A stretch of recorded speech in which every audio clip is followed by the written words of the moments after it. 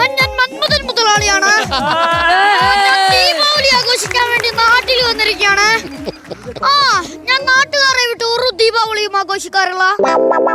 ഞാൻ എന്റെ ക്ലബിന് വേണ്ടി 50,000 രൂപയുടെ പടക്കാണ് സ്പോൺസർ ചെയ്തിട്ടുള്ളത്. ഞാൻ പിന്നെ വിളിക്കാം. ഞാൻ പടക്കക്കടയിൽ വന്നിരിക്കാം വിത്ത് ടുമാറോ. ഇവിടെ പടക്കം എടുക്കാനുണ്ടാവും.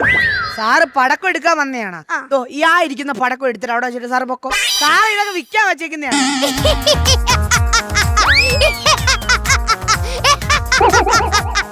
എന്താ സാറേ?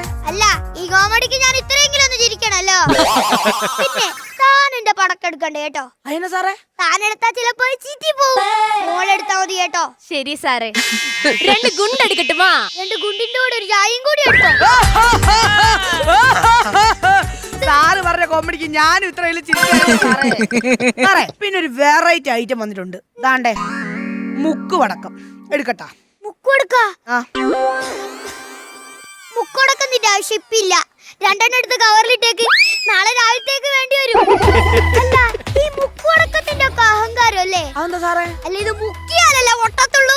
അല്ല സാറേ, ഇത് കത്തിച്ചോരോ ഒറ്റ എറിഞ്ഞ അപ്പാ പൊട്ടിക്കോളും. ഇതെനി എറിഞ്ഞാ പൊട്ടൂന്ന് എനിക്ക് തോന്നില്ല.